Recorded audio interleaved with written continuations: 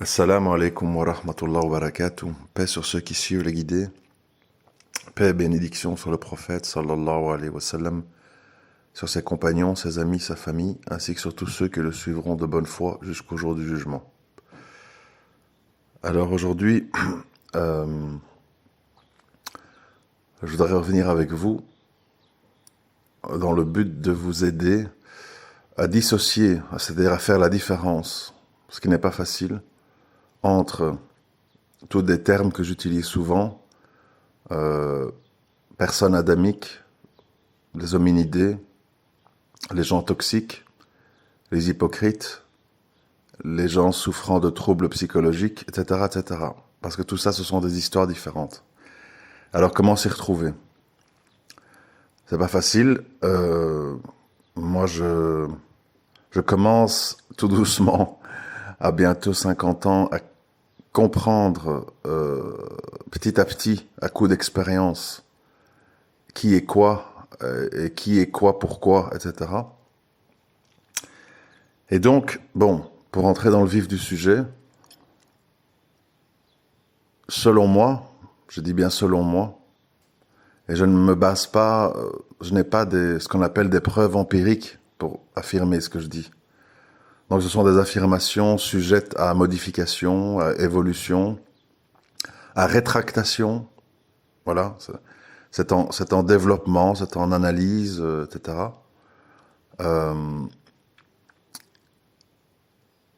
Entre tous ces personnages, on va dire, ces cas de figure. Bon. La première caractéristique, selon moi, pour identifier une personne qu'on va qualifier d'hominidée, et je répète ce que j'ai souvent dit, parce que, bon, malheureusement, c'est un sujet compliqué, il y a beaucoup de gens qui perdent pied, et qui tirent des conclusions hâtives, et qui n'écoutent pas bien ce que je dis. Bon, je peux rien faire d'autre que m'expliquer et me réexpliquer. La première caractéristique, selon moi, et certainement vous connaissez des gens comme ça autour de vous, si vous ne l'êtes pas vous-même, si vous l'êtes vous-même, ben, il faut en prendre conscience, s'il y a moyen, c'est qu'en fait, les hominidés, et tout le drame, en fait, il est là, ce sont des gens qui sont dans ce que j'appelle un tunnel. Un tunnel. Qu'est-ce que ça veut dire? On trouve des gens, on croise des gens, hommes, femmes, musulmans ou non musulmans, qui, quoi qu'il arrive, quoi que vous dites, quoi qu'il se passe, quoi que vous faisiez, en bien, en mal, peu importe en fait, ils sont dans un espèce de tunnel de pensée. C'est-à-dire un tunnel, ça veut dire que, faut comprendre ce que ça veut dire un tunnel. Un tunnel, c'est un endroit délimité par un plafond, qui est en général creusé sous la terre ou dans la montagne, et qui est un endroit clos, fermé, et quand on est au centre de ce tunnel, on est un petit peu comme dans une espèce de boîte. Ça veut dire que dans cette boîte, ben, on peut y mettre des choses. Une appartenance religieuse, un cadre de vie, qui vit à la ville, qui vit à la campagne, qui vit dans un pays chaud, un pays froid, entouré de musulmans ou de non-musulmans. Et quoi qu'il arrive, quoi qu'il se passe, que ces gens soient célibataires, mariés, divorcés, ces gens sont dans cet enfermement mental. C'est-à-dire qu'ils sont imperméables, ils sont inaccessibles à toute modification de leur façon de penser, de toute remise en question de ce qu'ils ont fait. Ils sont comme ça dans une conviction profonde et sincère. J'insiste sur le sincère parce que c'est la différence avec les hypocrites.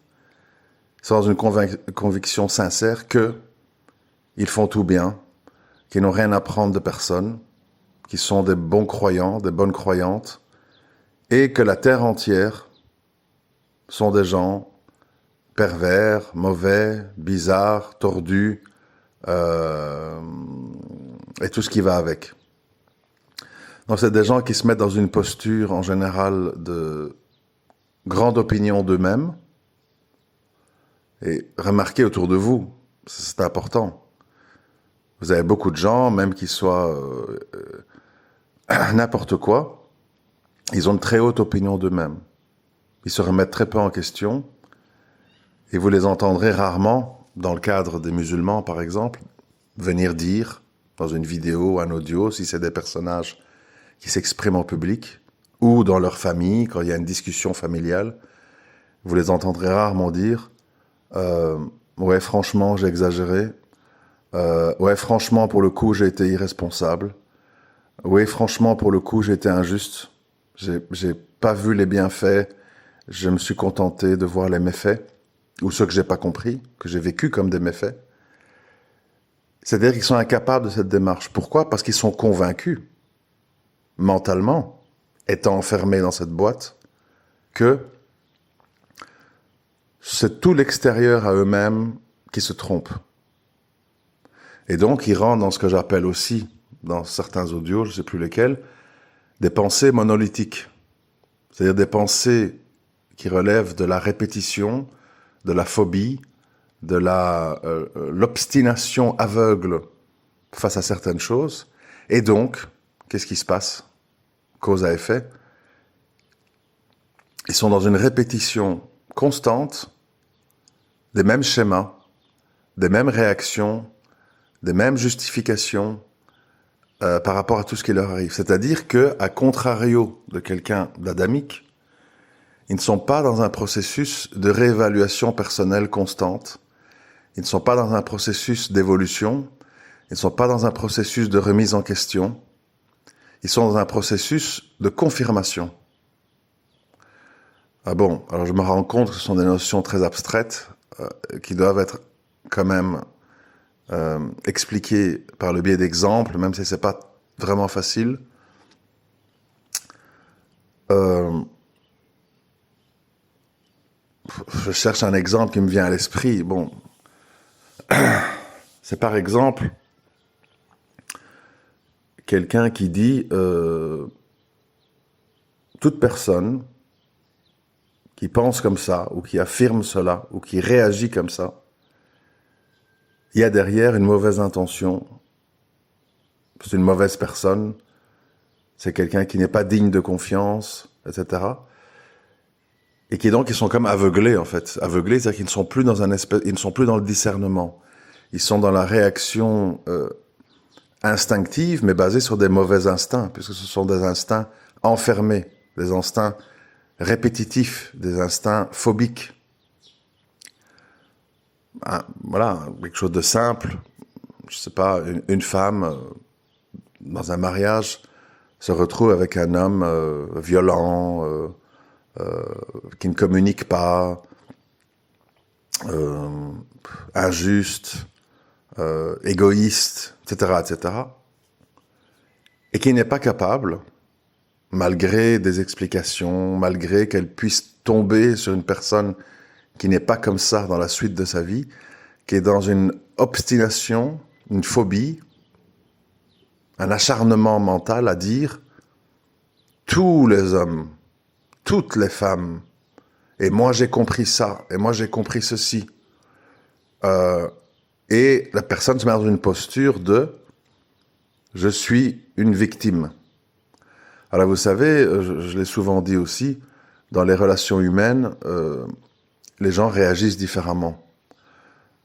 Par exemple, quand vous avez un conflit, voilà, un conflit entre hommes par exemple, ou entre femmes, ou entre hommes et femmes, peu importe, il y a des gens qui crient, il y a des gens qui cassent, il y a des gens qui frappent, il y a des gens qui ne disent rien et puis qui font des coups en douce, c'est-à-dire des coups en secret. Ça peut être des dénonciations, ça peut être de la sorcellerie, ça peut être des stratégies à long terme pour vous piéger, se venger. Donc, je veux dire, les gens réagissent de toute une série de façons. Et bien souvent, ça, c'est malheureusement comme ça, et on n'y peut rien, c'est la nature humaine. La personne qui réagit le plus violemment, de la manière la plus incontrôlable, d'où on dit en islam, de faire très attention à la colère, par exemple, c'est une forme d'ivresse, et qu'on dit, si tu sens la colère monter en toi, assieds-toi, bois un verre d'eau, fais tes ablutions, etc. Parce que la colère est une ivresse, et la colère va toujours, surtout dans nos sociétés ici, va toujours vous disqualifier. C'est comme ça. Et encore plus la violence. Vous êtes toujours disqualifié parce que dans la fitra de l'être humain, les attitudes agressives verbales ou les attitudes agressives physiques mettent les gens, normaux en tout cas, en état de choc. Et même si vous avez des bonnes raisons, vous allez être disqualifié. Un exemple, vous rentrez chez vous, on vous a volé, voilà, vous avez plusieurs biens de valeur qui ont disparu, etc. Vous devenez fou, vous devenez enragé, vous devenez révolté. Et si vous allez dans la rue avec une batte de baseball et vous commencez à hurler, je sais qui m'a volé, je vais vous retrouver, je vais péter votre bagnole, bande de racailles, enfin, c'est pas tout quoi. Les gens qui vous voient à ce moment-là, des policiers, des voisins, ils vont pas comprendre votre attitude parce qu'ils vont se dire « Ouais, mais bon, qu'est-ce qui se passe là je vois bien qu'il s'est passé quelque chose de grave, mais le gars, il fait peur. Le gars est inquiétant. On a nos enfants ici, il y a nos voitures dehors. Est-ce qu'il va pas tout casser? Est-ce qu'il va pas s'en prendre à nous ?» Et donc, vous avez une attitude inquiétante, disqualifiante.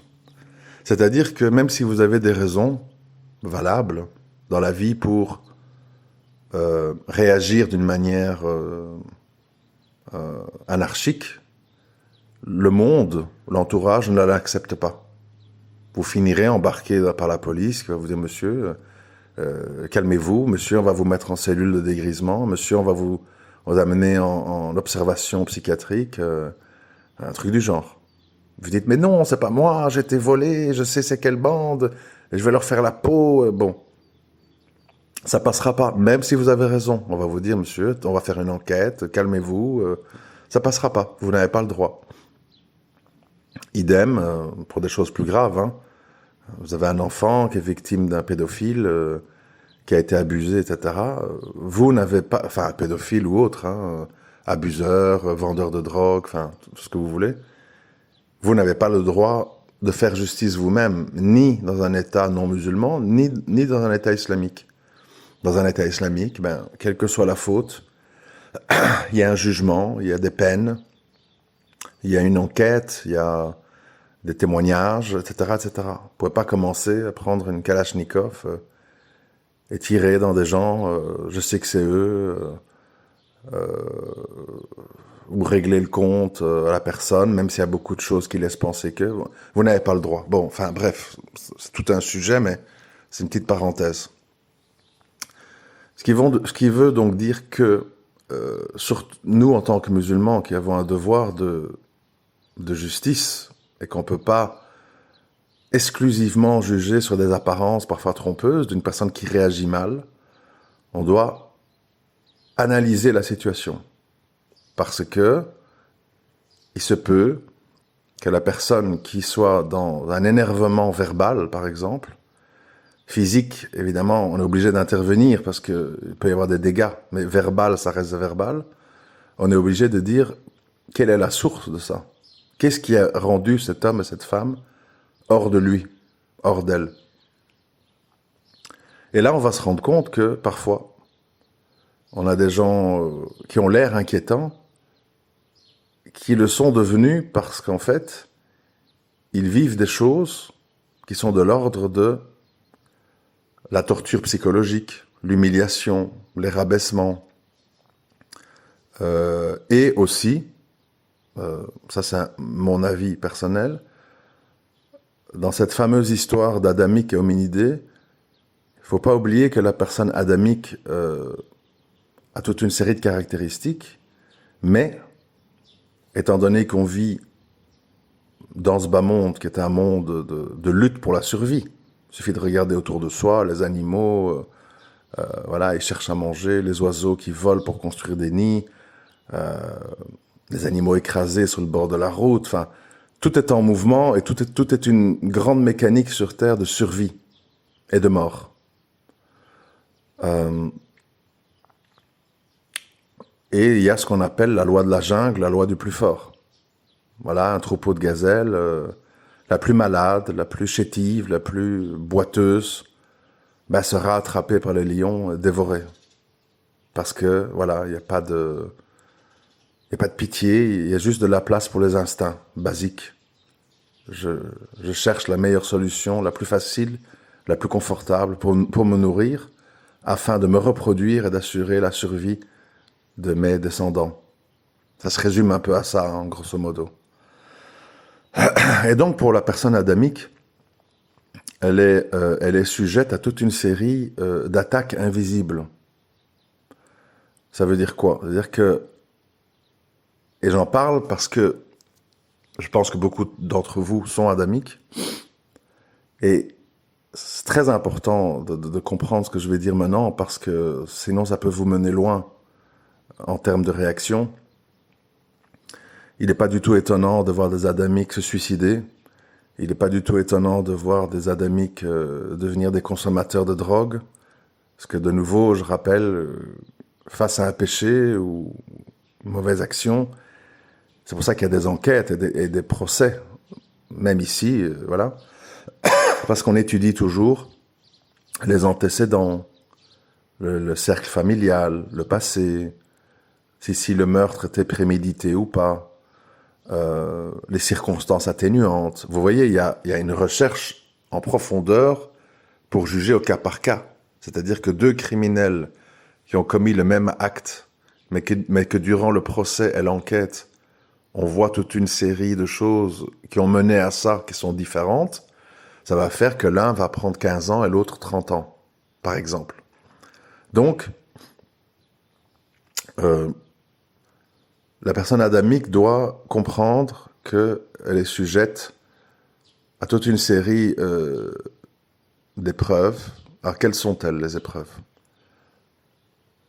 qui peuvent mener à ce que j'ai dit? Suicide, consommation de drogue, déprime, solitude, le fait de devenir asocial, etc., etc. Des attitudes un petit peu autodestructrices, on va dire ça comme ça. Même si le mot est un peu fort, mais c'est pour qu'on schématise. Qu'est-ce qui fait que des adamiques peuvent tomber là-dedans? C'est d'abord le fait qu'ils ne savent pas qu'ils sont adamiques. Alors ils disent, je suis quoi? Où suis-je dans ce monde? Qu'est-ce que je fais ici? Je ne me reconnais ni dans ma famille, ni dans mon entourage, ni dans mon pays. Je me sens différent de tout. Comment j'ai atterri ici? Qu'est-ce que c'est que cet endroit? Qu'est-ce que c'est que cette vie que les gens acceptent et adoptent? Souvent j'en parle dans mes audios, comme exemple. Pour quelqu'un de très profond, j'allais dire très adamique, bon, enfin, parce que c'est un nom abstrait, donc voilà. La vie des gens est une vie hallucinante. La vie des gens moyens. Je me lève tôt le matin, je cours, je dépose le gosse à la crèche, je passe une heure dans les embouteillages, je vais travailler, je me retrouve avec toutes sortes de gens qui racontent toutes sortes de conneries toute la journée autour de moi, ce qu'on appelle les collègues de travail. Je reviens, je pars chercher le gosse à la garderie, je rentre chez moi, ma femme qui me casse les pieds, on se dispute. Enfin bref, des vies terribles, avec des dettes sur 30 ans pour une maison. Et quand on divorce, ben il faut vendre la maison, rembourser le crédit. On se retrouve tous les deux dans les problèmes. Enfin, la vie des gens est effrayante. Encore plus pour un adamique, elle est choquante. Mais, comme il ne comprend pas qu'il est adamique, comme il ne comprend pas qu'il est entouré en majorité d'hominidés, comme il souffre, l'incompréhension amène la souffrance. Il faut savoir ça. Quand on ne comprend pas ce qui nous arrive, quand on ne comprend pas qu'on vit ce qu'on vit, quand on ne comprend pas pourquoi on est traité comme on est traité, on souffre. Un exemple, vous êtes marié et vous faites tous les efforts du monde, en fait, pour votre épouse. Vous vous occupez des enfants, vous faites les courses, vous sortez les poubelles, vous vous occupez des factures, vous lui passez ses petits caprices, vous faites des achats, vous la mettez dans un cadre de vie agréable, vous lui exigez très peu de choses. Quand elle est fatiguée ou malade ou indisposée, vous prenez sur vous par rapport à l'intimité, vous patientez, enfin, une pléiade de choses que vous pouvez déployer pour que votre épouse soit bien. Et en retour, on vous dit, pauvre type, chômeur, castrat, incapable, t'es con, etc., etc. Mettez-vous dans la situation. Mettez-vous mentalement dans la situation. Vous déployez des efforts constants et omnidirectionnels pour faire plaisir à quelqu'un, pour alléger quelqu'un, pour lui offrir une expérience de vie la plus agréable possible. Et en retour, vous avez ça. Si vous ne comprenez pas le concept des adamiques et des hominidés, vous pouvez devenir ce que j'ai dit. Fou, déprimé, suicidaire, drogué, etc., etc. Alors, bon, prochaine étape. J'espère que je ne vous ai pas perdu. Je fais tout mon mieux pour vraiment essayer d'être pédagogique et le plus clair possible. Et c'est pas facile.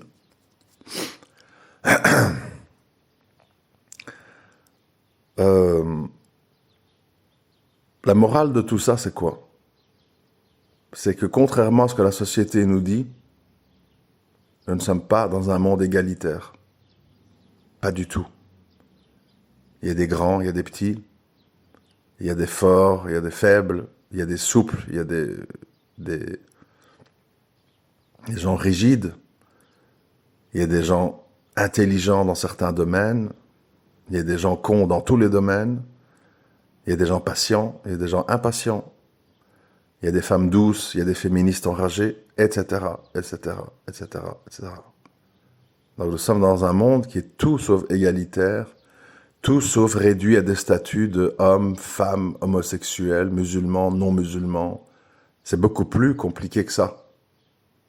Ce serait simple sinon. Ce n'est pas aussi simple. Ce n'est pas aussi simple.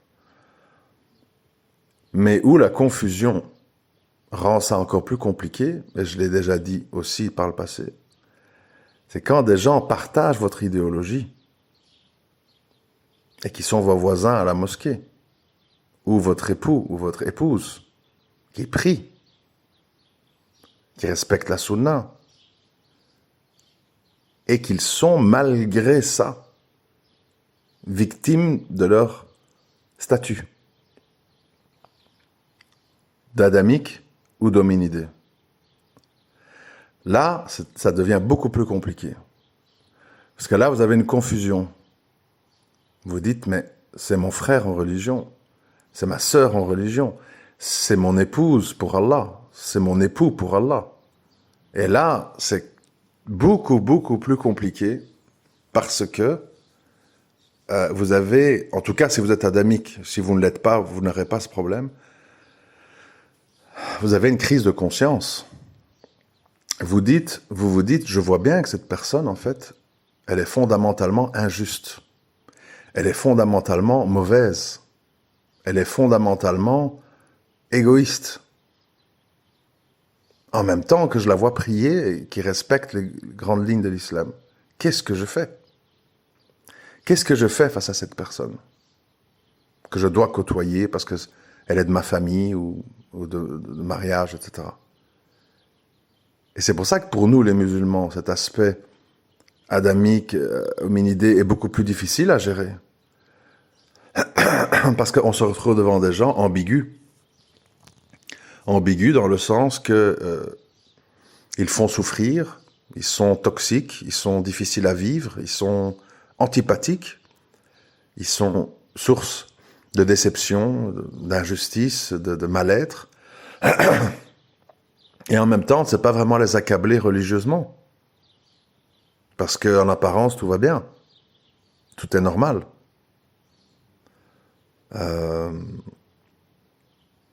Et moi, en fait, pourquoi j'en suis venu à un moment donné à cette histoire d'Adamique et d'hominidés? Parce que je sais que beaucoup de gens sont pas d'accord avec moi, et c'est pas grave, et j'en ne m'en offusque pas. Parce que moi, j'ai mis très longtemps à comprendre ça. Hein. C'est un processus long. Avant, je voyais beaucoup plus ça en termes de hypocrites, sincères, musulmans, non musulmans, etc. Aujourd'hui, j'ai compris que vous pouvez avoir un musulman très sincère, dans une très bonne akida, une très bonne croyance, mais qui est un hominidé. Ce qui veut dire que, parce que ça aussi les gens n'ont pas compris, ils disent mais quoi, hominidés, c'est des animaux qui vont en enfer, d'office, à quoi ça sert?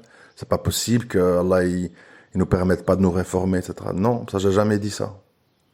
C'est-à-dire que un hominidé, un ou une, qui a une vraie, un vrai attachement à la foi, va avoir la capacité de se méfier de lui-même, va avoir la capacité de reconnaître sa nature, un petit peu comme un... Je ne sais pas si vous avez déjà vu dans des films ou quoi, des tueurs en série, ils se retrouvent devant les policiers et ils disent, écoutez, faut pas me relâcher parce que si vous me relâchez, je vais recommencer. J'ai ça en moi. Je ne sais pas faire autrement. Quand je vois un petit garçon, j'ai envie de sauter dessus. Quand je vois une femme, j'ai envie de la violer. Quand je vois un vieux, j'ai envie de le dépouiller, etc. Je suis... vous ne devez pas me relâcher. Je suis quelqu'un de dangereux, je suis quelqu'un de victime de lui-même. C'est-à-dire que la personne est quand même... Et je pense que... je pense que l'hominidé sincère, il peut... Allah, il peut l'aider en fait à se rendre compte de ce qu'il est. Mais c'est pas facile parce que... C'est comme si on demande un peu... à un lion, tu te rends compte que quand tu attrapes la gazelle, tu la fais souffrir, tu la tiens blessée un temps fou, puis tu la dévores. Il va te dire, oui, mais bon, c'est ma nature, hein, moi je dois survivre. Qu'est-ce qu'il y a, quoi? C'est un peu... C'est compliqué à expliquer, mais...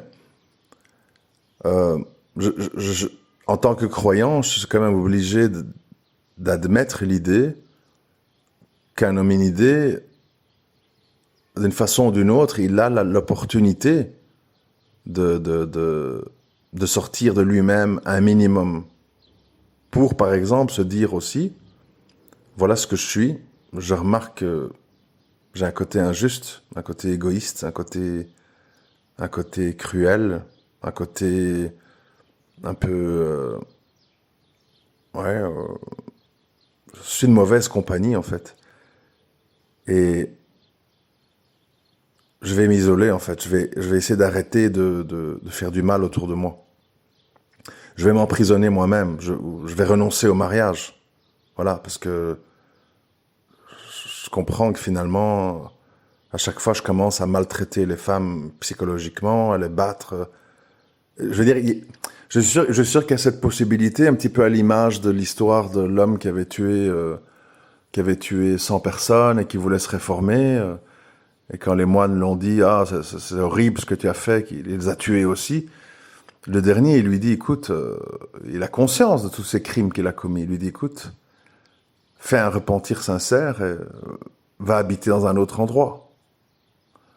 Donc ça veut dire qu'il y a pour les hominidés une porte de sortie, mais qui implique d'avoir vraiment un désir de sortir de soi. C'est ça le problème. Si il y a, comme il y a souvent, malheureusement, s'il y a l'attitude qui consiste à se justifier, à s'excuser, à se victimiser, à dire c'est les autres, moi j'ai tout bien fait, etc., etc., malheureusement, là, tu peux rien faire. C'est-à-dire que tu es dans le tunnel et tu n'as pas de sortie. Parce que tu es dans ta boîte de conviction, ta boîte de phobie, et tu deviens imperméable à la lumière. Et là, c'est foutu. Maintenant, qu'est-ce qui fait j'ai pas réponse à tout, hein. Il faut m'excuser aussi. Bon, j'ai mes limites. Hein. Qu'est-ce qui fait que Allah, il a voulu, permis qu'il y ait des adamiques et des hominidés qui doivent convivre? Je n'ai pas cette réponse exacte. C'est sujet à réflexion. C'est un petit peu, pour moi, à l'image des anges qui disent pourquoi tu vas mettre des humains sur terre qui vont faire couler le sang et commettre des injustices et des turpitudes. Et Allah, il dit, en gros, moi je sais pourquoi. Bon, c'est-à-dire qu'il y a un moment donné, Allah, dans son omniscience, il fait des choses qui nous dépassent, comme le fait de créer une autre création en dehors des djinns et des anges, c'est-à-dire des hommes faits d'argile. Pourquoi ça lui appartient? Pourquoi sur terre il y a des gens avec des maladies chroniques, des paralysies, aveugles, sourds, autistes, trisomiques, qui naissent dans des pays pauvres, qui vivent comme des animaux dans des camps de réfugiés? Ça, c'est l'omniscience d'Allah. Pourquoi? Et moi, je n'ai pas la réponse. Vous m'excuserez, il faut rester modeste dans la vie. Je n'ai pas la réponse autre que de dire il n'y a pas d'autre divinité en dehors d'Allah. Et dans son immense sagesse et son immense science, il sait ce que nous ne savons pas. Je ne peux pas dire autre chose que ça. Ce serait de l'arrogance, ce serait de être plus que présomptueux. Mais le fait, selon moi, il est là. Il est là. Et comme je l'ai souvent dit, moi je parle surtout pour les adamiques parce que, pourquoi? D'abord, je sais que 90% d'entre vous qui m'écoutez, vous êtes vous-même des adamiques. Sinon, vous ne m'écouterez pas. Vous m'aurez déjà zappé, ou comme beaucoup de gens que j'ai croisés dans ma vie, notamment toutes mes épouses, vous diriez, mais qu'est-ce qu'il raconte ce type? En fait, il est fou. Qu'est-ce qu'il blablate? Vous serez dans le mépris, donc à mon avis, vous ne consacrerez pas du temps à écouter. Si vous écoutez, c'est que vous êtes soit en quête de grandes réformes en vous, parce que vous êtes un hominidé lucide, et alhamdoulilah, c'est un grand cadeau d'Allah, si ça vous arrive, soit vous êtes vous-même un adamique. Donc évidemment, moi je parle pour ceux qui m'écoutent. Les hominidés, je n'ai pas grand espoir qu'ils m'écoutent. Je sais à l'avance qu'ils vont très certainement fermer l'audio au bout de 5 minutes s'ils ont fait la démarche, ou ils vont écouter par curiosité pour dire qu'est-ce qu'il raconte encore comme connerie, ce fou. On va un peu écouter, comme ça on pourra peut-être faire des captures de sons ou d'images et diffuser ça autour de nous et rigoler. Bon, donc je suis lucide de la situation, vous voyez, je connais un peu la nature humaine. Et donc, moi je m'adresse à vous, les adamiques, parce que je sais, l'étant moi-même, à quel point c'est une source de souffrance. Beaucoup de gens, bon, enfin, on ne peut pas empêcher les gens d'être méchants, c'est comme ça. Beaucoup de gens, ils blaguent sur moi, vous voyez. Ils blaguent, ils méprisent. Ah ouais, le gars aux multiples divorces avec tous ses enfants. Vous voyez, ils sont dans... C'est terrible parce que c'est des musulmans, vous voyez. On se dit, waouh, comment un musulman, il peut en venir à se moquer ou à mépriser un frère qui est en épreuve, en fait. C'est étrange, hein, mais c'est possible. D'où ma théorie. Parce que pour faire ça, il faut être un hominidé. Un adamique ne peut pas, comme ça, taper un gars au sol ou blaguer sur les épreuves de quelqu'un d'autre, ne fût-ce que de peur que ça lui arrive à lui, vous voyez. Donc, je sais que vous êtes nombreux en souffrance, et je sais que notre souffrance, elle est proportionnelle à notre incompréhension de ce qui nous arrive. Moi, j'ai beaucoup souffert dans ma vie, malgré que ceci, malgré que cela. On va dire, ouais, mais bon, t'es en bonne santé, c'est bon. Souffrir n'est pas que ça peut être mental. Donc j'ai beaucoup souffert dans ma vie parce que depuis très jeune, depuis très très jeune, aussi loin que je me rappelle, je ne comprenais pas cette sensation que j'avais en moi d'être entouré de gens qui manifestement n'avaient pas la même nature que moi. Et ça, vous savez, comme on dit, tu peux être seul tout en étant entouré de gens. Parce que souvent, quand on dit que je suis seul, les gens croient qu'on est tout seul. Alors qu'il y a des gens seuls, ils ne sont pas seuls. Ils sont à la campagne, ils sont au milieu des oiseaux.